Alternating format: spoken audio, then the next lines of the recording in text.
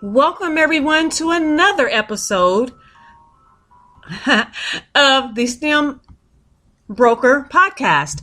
I'm your host, April Boyd-Noronha, known as the STEM Broker. And yes, I'm just a girl that's also a geek who loves to talk about things about girls in STEM. For more information about the STEM Broker podcast, STEM events such as my Girls in STEM boot camp next week, and professional development training, visit our website, thestembroker.com. Now you can also check us out online, follow us on Twitter as @thestembroker, and like us on Facebook at facebook.com/thestembroker. So if you're on Twitter right now and have comments or questions about the show, tweet them using hashtag #TheSTEMBroker. Now, I know some of you may be wondering, what or who is the STEM Broker? Well, we are a consultancy focused on increasing the level of training, engagement, and dialogue in support of all things about girls in STEM. Now, if you've been tuning in every Monday night at 9 p.m., then you already know that I have a personal investment in the success of the Girls in STEM initiative as a parent of 3 children, 2 of whom are my daughters, aspiring engineers. So briefly, let me share with you 2 ways to help keep STEM alive in the community. 1, partner with us, the STEM Broker, as an advertiser on our podcast. Or 2, sponsor a podcast for as little as $25 a month. To get started, visit our website, thestembroker.com, and click on the donate link, or simply send me an email at april@thestembroker.com. Now, for a few announcements before we get started with the show, just a reminder that yes, registration is open right now for our first ever Girls in STEM boot camp. Now, yes, this 3-day boot camp will be held on July 6th through the 8th at the Training Umbrella located in Overland Park, Kansas.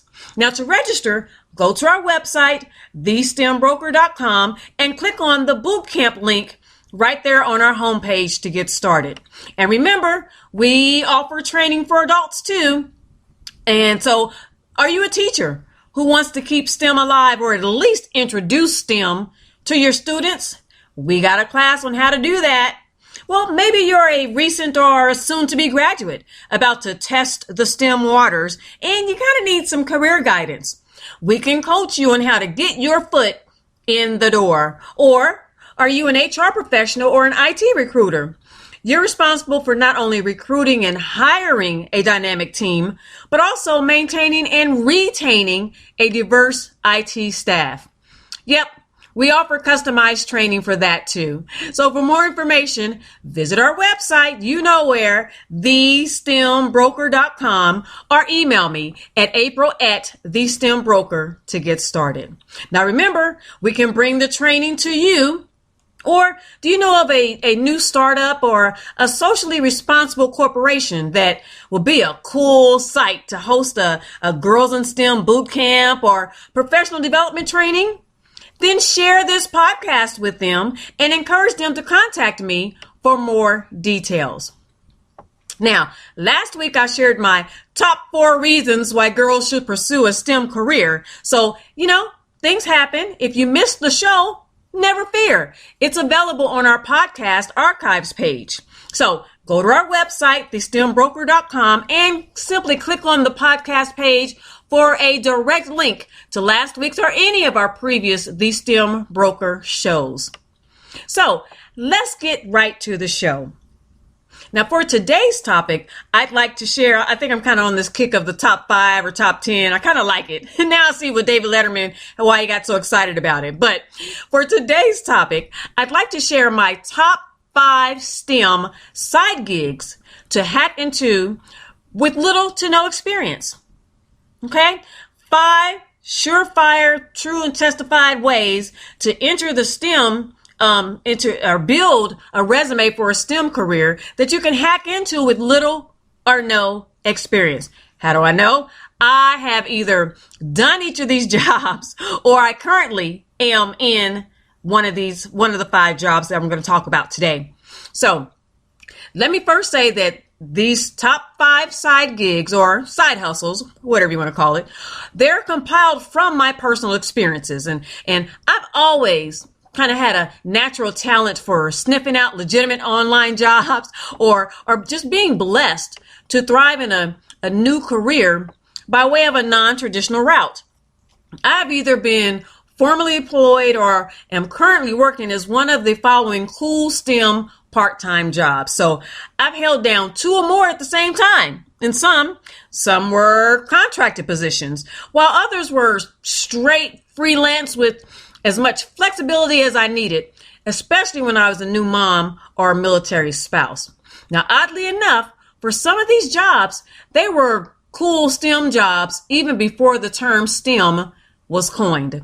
So when I say I've been a long-time STEM advocate who's been there, done that, and got the t-shirts, I mean it. I've got the W-2s to prove it too. So before we get started, let me state this little disclaimer.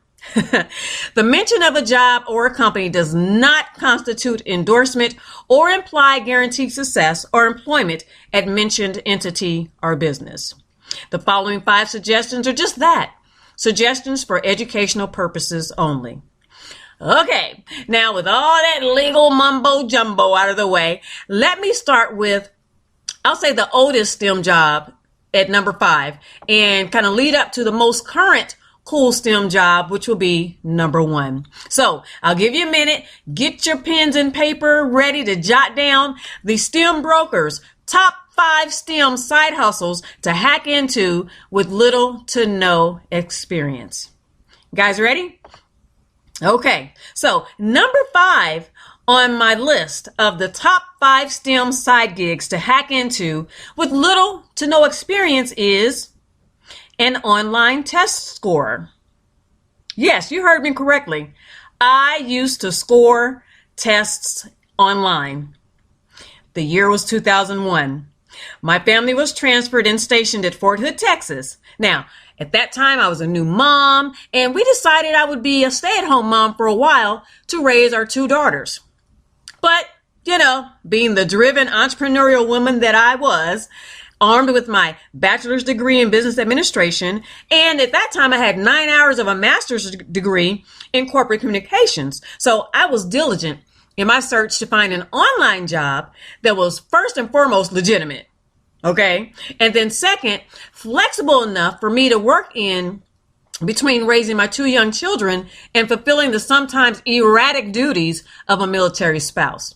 Now, as an online test scorer, you literally scored exit exam tests of high school students. But while you were at home, and it was all done virtually online. I mean, many times I worked in my PJs. No kidding. So this is how it worked. The written test answers were scanned, uploaded to the corporation that had the contract for the test, and then it was accessible for the online scorer to download in order to score. Now, the basic requirement was that you had to have some teaching experience and a degree. Now, the level or type of degree depends on the company hiring, and it also depended on which test you were scoring. Now, for me, I was scoring the exit exams for high school students. And at this time, I wasn't a certified substitute teacher like I am now. But as an entrepreneur, I had experience facilitating training for adults and military dependents. So in addition to my degree, that got me in the door. I was good to go. Now, this was my first stint at a legitimate virtual tech job. I mean, many STEM jobs or careers today are pretty much virtual, but back then it was pretty much unheard of. So it was a bit scary to submit my application online and to mail my official documents after only a phone interview and an online assessment. But the system and the content training is online as well. So, I mean, everything is pretty much virtual. However, don't let that fool you. It was intense.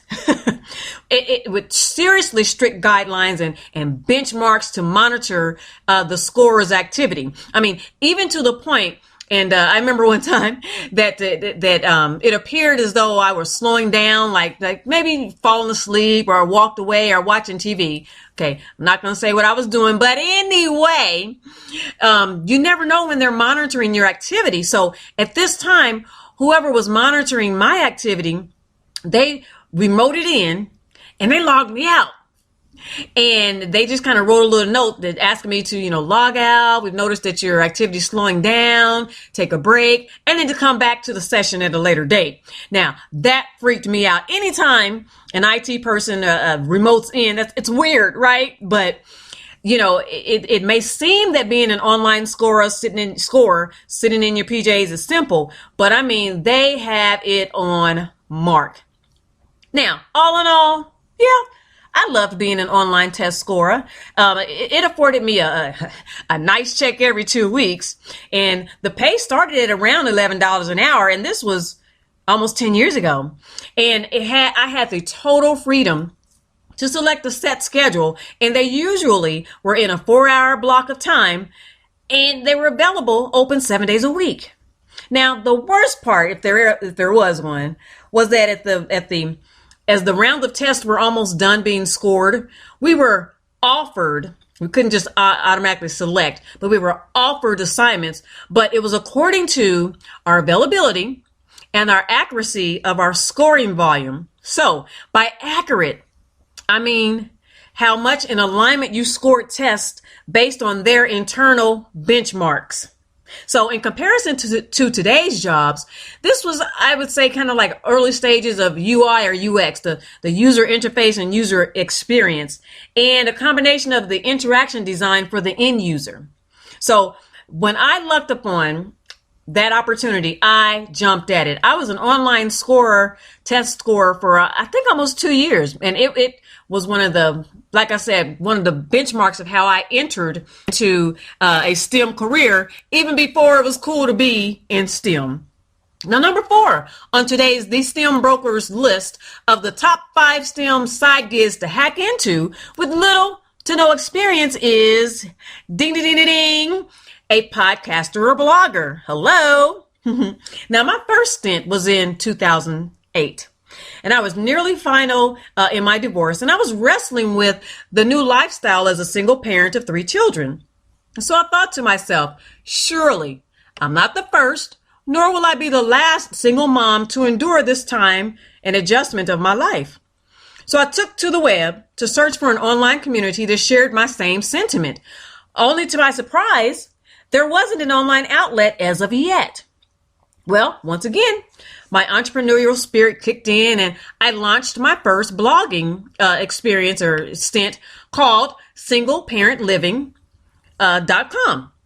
Now, most of my listeners know there are no defined guidelines to start a blog or be a successful blogger besides the sheer desire to share your voice or sometimes vent and to write in such a way that it captivates an audience, leaving them for more until your next blog or post.